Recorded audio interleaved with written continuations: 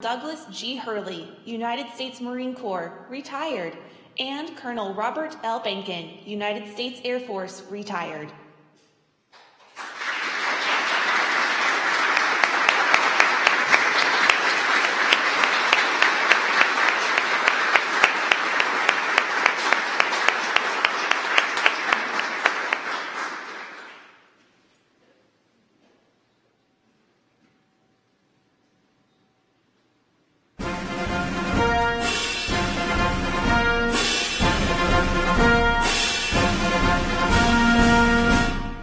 Please welcome the Vice President of the United States.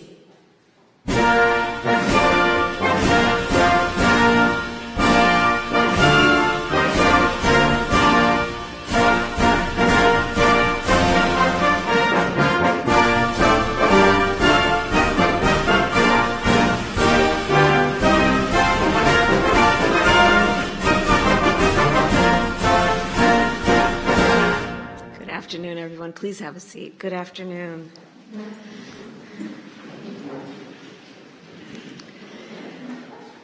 To the members of Congress who are here, the members of our administration, and of course leaders of NASA and leaders of our military, private sector partners, to all of you, this is a wonderful afternoon of celebration, the celebration of excellence. So today, for the first time in nearly 17 years, we award the highest civilian honor that our nation can bestow upon our astronauts, the Congressional Space Medal of Honor. Today, we welcome two American heroes to the White House, Colonel Douglas Hurley and Colonel Robert Behnken. We also welcome their loved ones. In fact, as many of you probably know, for both Bob and Doug, space is a bit of a family business.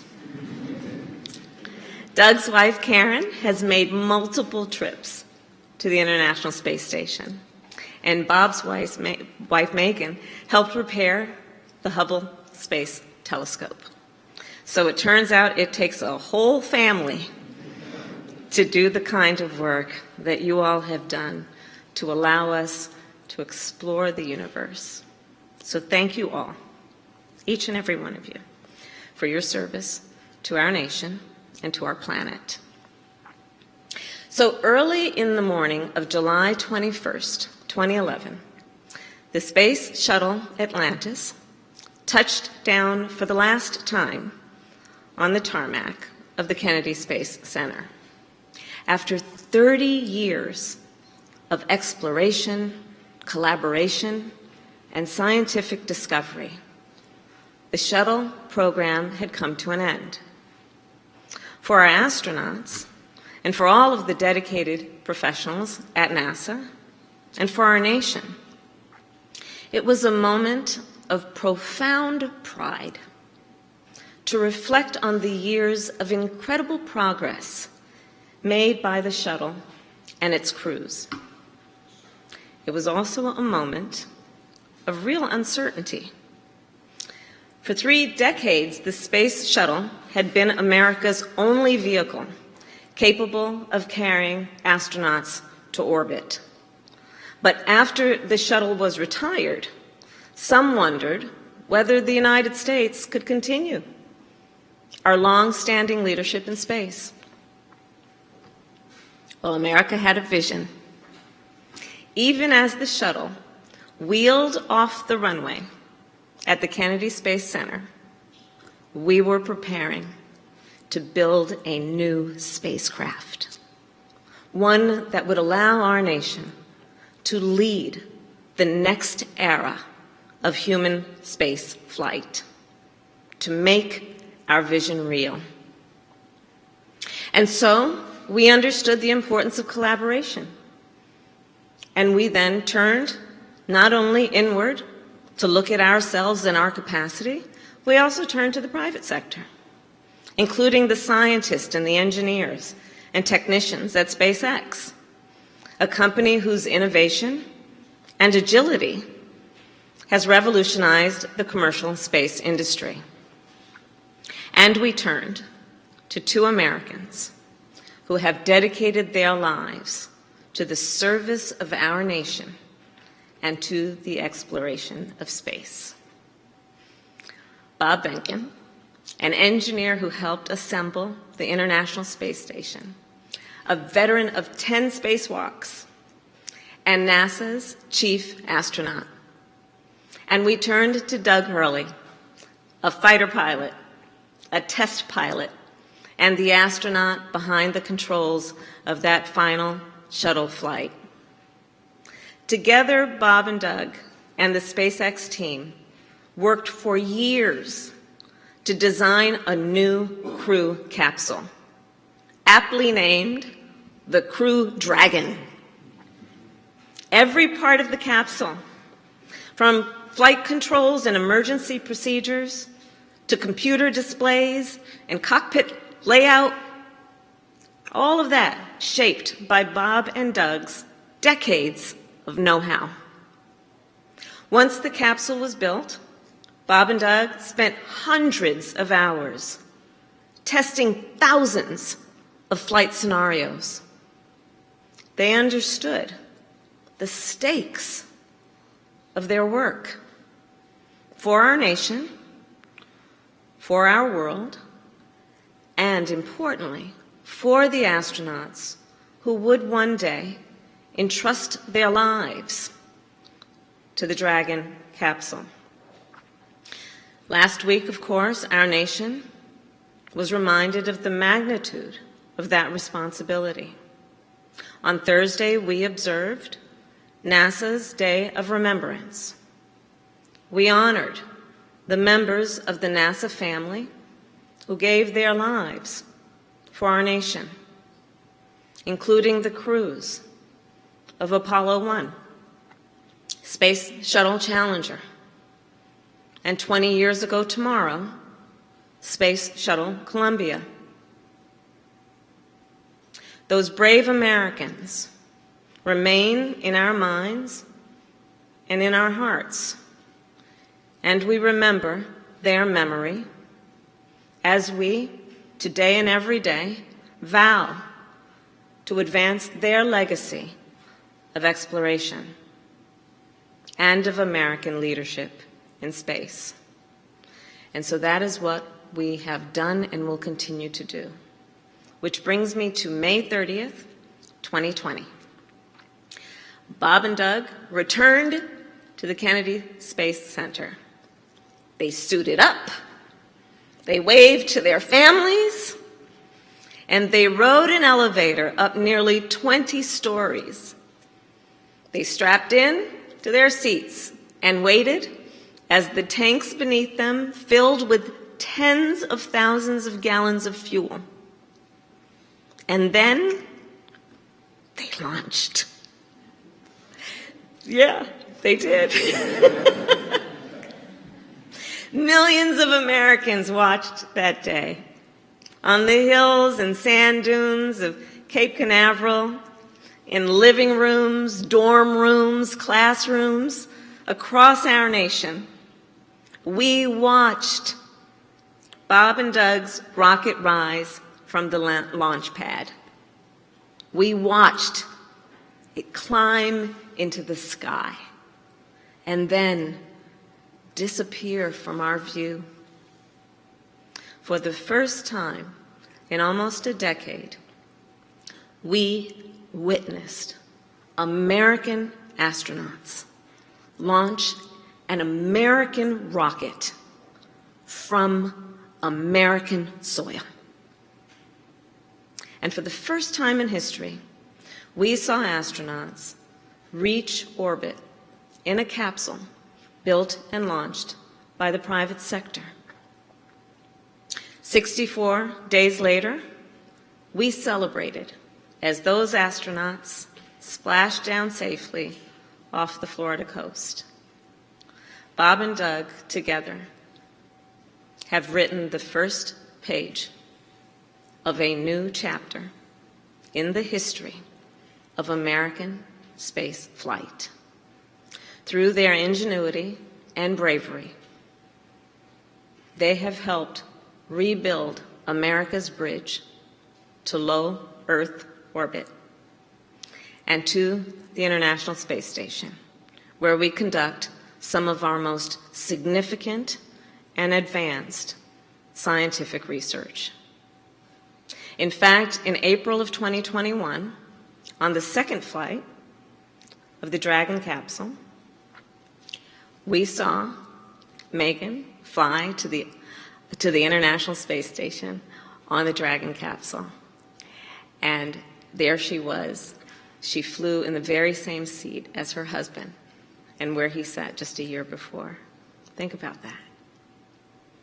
And by partnering with commercial companies to advance their space capabilities, these two and these families have enabled NASA to deepen its focus on exploration, to invest in the first commercial space stations, to return American astronauts to the moon through the Artemis program, and to go to Mars and beyond. In the coming years, there is no doubt hundreds of people will fly to orbit in the capsule that they helped to test and build. Career astronauts, and also entrepreneurs, educators, artists, and yes, even students. Folks who otherwise would have only been able to look up and wonder will now be able to go to orbit and help make real the incredible potential of space. And some of those future astronauts are in the audience right now. Today, we are joined by 3 engineering students. Where are you guys? Katie, Savion, and Hailu, who are 3 young leaders. I see you guys.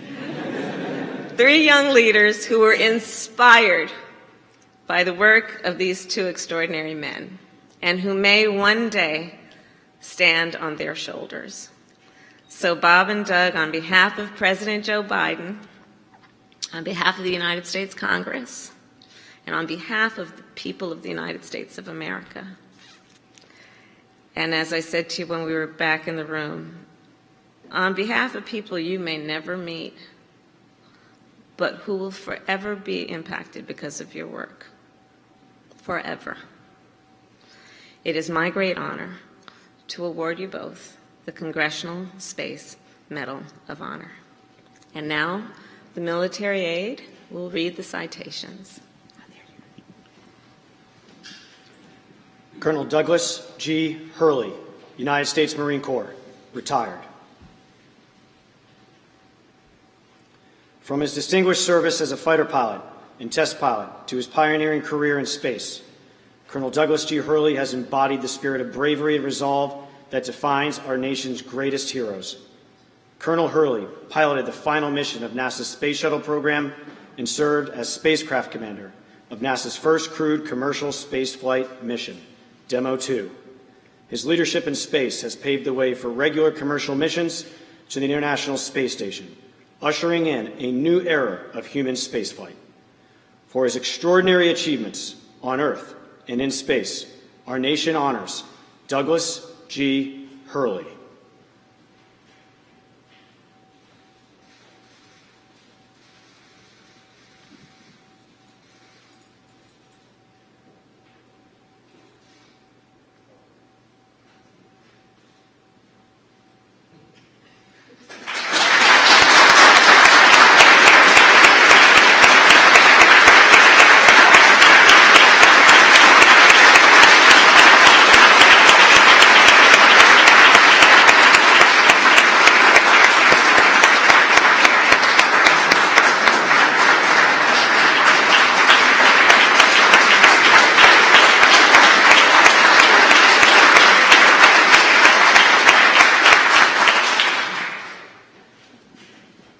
Colonel Robert L.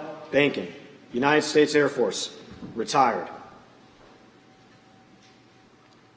Colonel Robert L. Behnken has dedicated his career to advancing what is possible for humankind in space exploration. Before making history as Joint Operations Commander of NASA's first crewed commercial spaceflight mission, Demo 2, Colonel Behnken served our nation as flight test engineer and helped assemble the International Space Station. Through his courage and dedication, Colonel Behnken has accelerated the establishment of a new low Earth orbit space economy. For his pioneering accomplishments, which have helped extend humanity's reach in outer space, our nation honors Robert L. Behnken.